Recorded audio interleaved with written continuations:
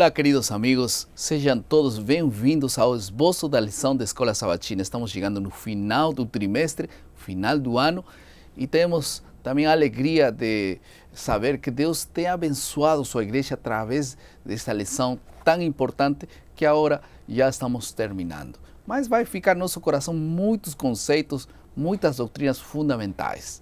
Estamos prontos para iniciar um novo trimestre e a nova lição falará acerca do discipulado, um tema muito importante. Não perca, estamos também prontos para desenvolver essa nova lição. Pastor Alberto Chin, muito obrigado por estar conosco. Um grande de coração, prazer. De parte minha e de todos nossos queridos amigos que nos assistem, muito obrigado por acompanhar-nos nesses comentários da lição. E obrigado pelo convite de estar com vocês aí. Amém. Vamos fazer uma oração e vamos desenvolver a lição número 13, Exortações do Santuário. Vamos orar. Ok. Querido Pai Celestial, nós agradecemos imensamente pela lição deste trimestre e também agora, ao chegarmos ao final desse estudo, que Tu possas nos iluminar e que possamos assumir compromissos importantes para a nossa salvação presente e eterna, e para que dentro em breve estejamos todos juntos te adorando em Teu santuário no céu, em nome de Jesus. Amém. Amém.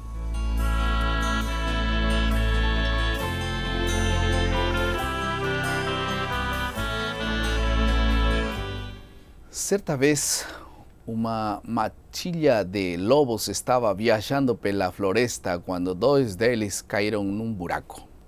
Assustado, o grupo rodeou o buraco e, quando percebeu quão profundo ele era, gritaram que os dois podiam considerar-se mortos.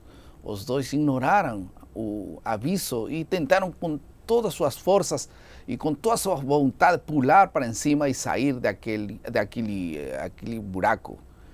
Mas parecia que nunca ia terminar aquela luta.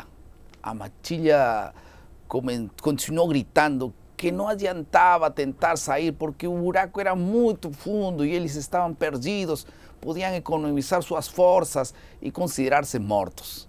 Depois de algumas tentativas, um dos lobos deu ouvidos ao aviso de que já estava perdido e desistiu. E deitou-se e morreu. O outro lobo continuou tentando sair, colocando em cada pulo toda a sua força. Mas uma vez o grupo gritou, aconselhando aquele lobo parar de tentar, que isso nos levava à frustração e sofrimento, que era melhor desistir e morrer logo. Enquanto a matilha gritava, o lobo, no fundo do buraco, pulava cada vez mais, com mais forças e vontade, até que conseguiu cair fora do buraco, finalmente. Quando isso aconteceu, os outros lobos o rodearam, perguntando: "Você não nos ouviu?" O lobo explicou que simplesmente era surdo. Durante todo o tempo ele acreditava que o grupo estava encorajando, mas na realidade era diferente. Nesta semana nós estudaremos acerca de nossa fé em Deus e demonstrá-la através do cuidado que temos pelos outros. Quando incentivamos os fracos, principalmente, fortalecemos nosso relacionamento com Deus. Vamos a passar à segunda parte de nosso esboço.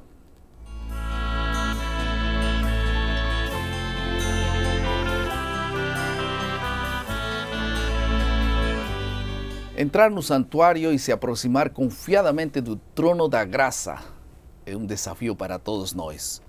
Mas um assunto que temos que falar nessa primeira parte é qual é o significado doutrinário do tema do santuário, especificamente. Pelo estudo que eu fiz ao longo dos anos do santuário, eu cheguei à conclusão de que o santuário não é uma simples doutrina, mas é realmente um tema predominante das Escrituras que integra as demais doutrinas. E como Uriah Smith sugeriu uma ilustração que eu acho interessante, que é a de uma roda da verdade, onde ele diz que tem vários raios, como uma roda de carroça, e um cubo central. E esse cubo central que integra as demais os demais raios ou doutrinas é o santuário. Então, é muito importante, como nós falamos no início da nossa série de estudos, o santuário é a morada de Deus e não pode haver lugar mais importante do que o lugar onde Ele habita. Sem dúvida. É também o guardião da lei de Deus, onde ela é preservada, original, e também é o lugar de onde toda a relação entre Deus e o universo ocorre, inclusive onde o plano da salvação é disponibilizado. Então, nesse sentido, o santuário ocupa uma posição muito grande, como a grande plataforma, a cidadela, como diziam os pioneiros da verdade, e o elemento integrador de toda a verdade. Até alguém chegou a dizer o seguinte, que o santuário não seria nenhum problema para o mundo cristão se ele não tivesse dois compartimentos. Os dois compartimentos não seriam nenhum problema se não houvesse o lugar santíssimo. E o lugar santíssimo não seria nenhum problema se não tivesse a Arca da Aliança. A Arca da Aliança também não seria nenhum problema se não contivesse as tábuas da lei. E as tábuas da lei também não seria nenhum problema se não tivesse o mandamento do sábado. Então, o grande problema é isso, o santuário integra e dá força à mensagem que nós temos a proclamar para o mundo. Agora, é uma importante doutrina, todos estamos conscientes disso agora, depois de todos esses estudos. Agora, quais são as implicações práticas dessa lição? O que eu acho bonito na doutrina do santuário é que ela é duas coisas. Ela é uma bela e coerente teoria e que faz sentido alicerçado na palavra de Deus, não resta a menor dúvida. Alguns cometem o equívoco de dizer, o santuário é baseado em Ellen White. Isso só quem não estudou a Bíblia para dizer, porque ela permeia, é um dos temas predominantes da Bíblia. Mas, ao mesmo tempo, é uma doutrina que tem profundas implicações existenciais na nossa vida. E um dos textos importantes para isso é Hebreus capítulo 4 e os versos 14 a 16.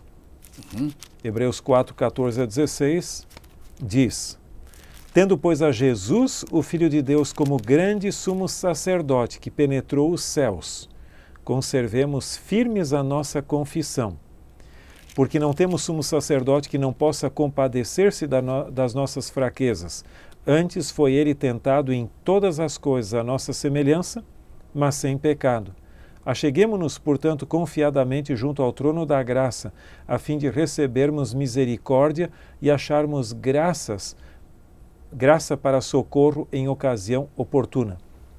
Então, em outras palavras, como o santuário é o lugar onde a salvação é disponibilizada e a comunicação entre a terra e o céu ocorre via santuário, o lugar de nós encontrarmos solução para os nossos problemas existenciais é junto ao trono da graça, onde Jesus está não só ministrando, mas torcendo pelo nosso bem e fazendo tudo o que for possível para que nós tenhamos uma vida alegre, feliz e de comunhão com Ele. Amém. Por isso disse aí, cheguemos, pois, com confiança ao trono da graça. Parece que o lugar de encontro com Deus não é com medo, confiadamente. Às vezes, quando nós temos que nos aproximar de uma pessoa que tem muito poder, nós estamos tremendo para saber o que vai acontecer. Mas com Deus é diferente, né? Porque há uma declaração dele mesmo, venha, venha, com confiança.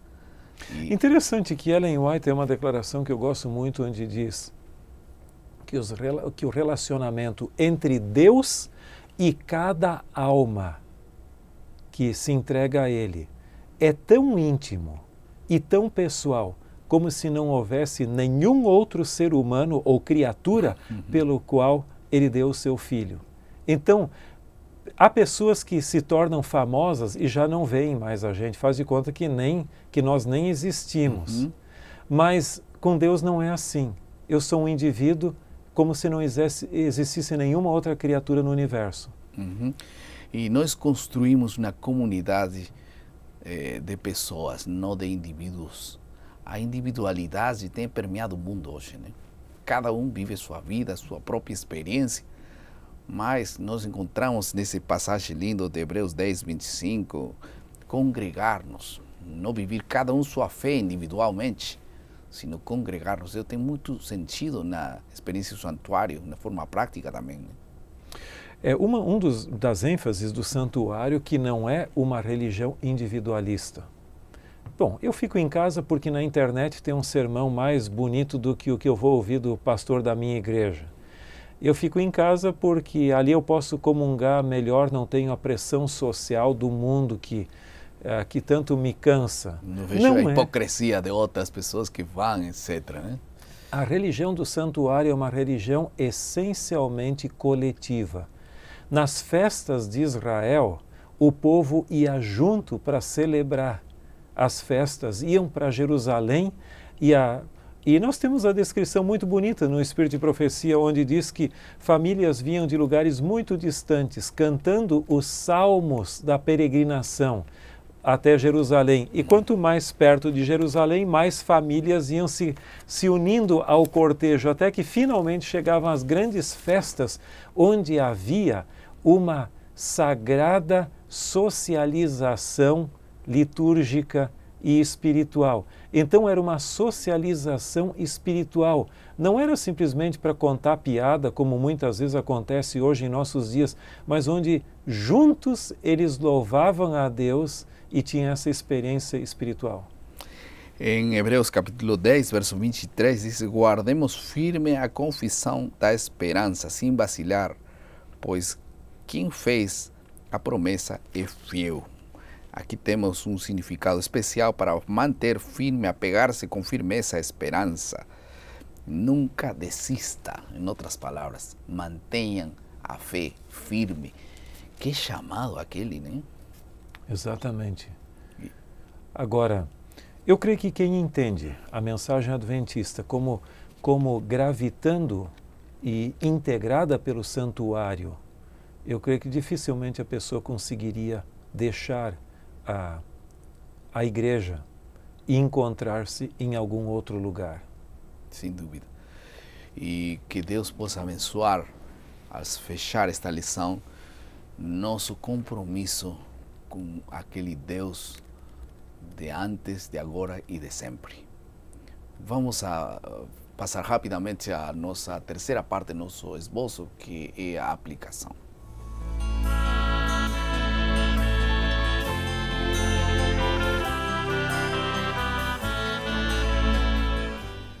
O que podemos dizer ao final desta lição? Como resultado desta lição, como podemos aplicar agora a nosso diário viver? Não abandone Jesus. Não deixe de congregar-se. Cuide e encoraje o seu irmão. Qual é a importância da comunidade para cada um de nós? Pequenos grupos, unidades de ação, todas essas entidades são bênçãos para poder nos animar no crescimento cristão. Existem 4 grandes catalisadores para o crescimento espiritual: leitura diária da Bíblia, existe também a oração, existe também as convicções claras. Nós temos fortalecido nossas convicções neste trimestre na palavra de Deus, mas existe também grande apoio nos irmãos. Nós podemos crescer saudáveis quando temos comunhão com Deus cada dia, quando temos convicções claras, quando temos o apoio de nossos irmãos também, e quando cumprimos a missão. Não é só escutar comunidade, oração, Bíblia, é também cumprir a missão. Que Deus abençoe, essas aplicações possam estar em tua vida. Vamos a passar a última parte do nosso esboço, que é a criatividade.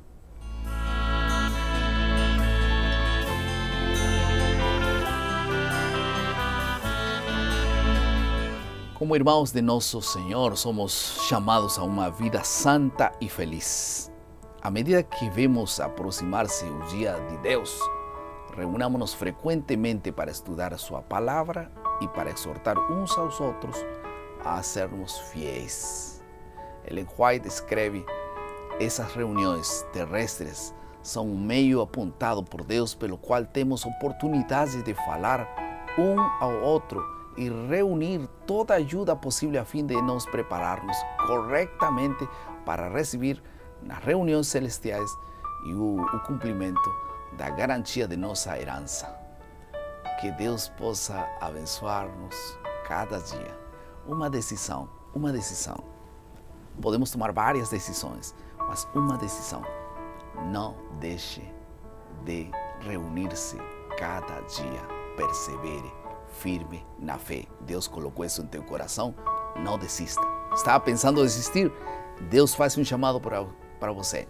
Não desista. Agora menos, que está próxima a nossa salvação. Mantenha-se firme na esperança e não deixe de reunir-se cada sábado na igreja. Deus te abençoe. Vamos orar. Querido Pai, muito obrigado por tua palavra. Que possamos fazer carne cada ensino e o Senhor possa estar conosco até que o Senhor venha pela segunda vez. No nome de Jesus. Amém. Amém.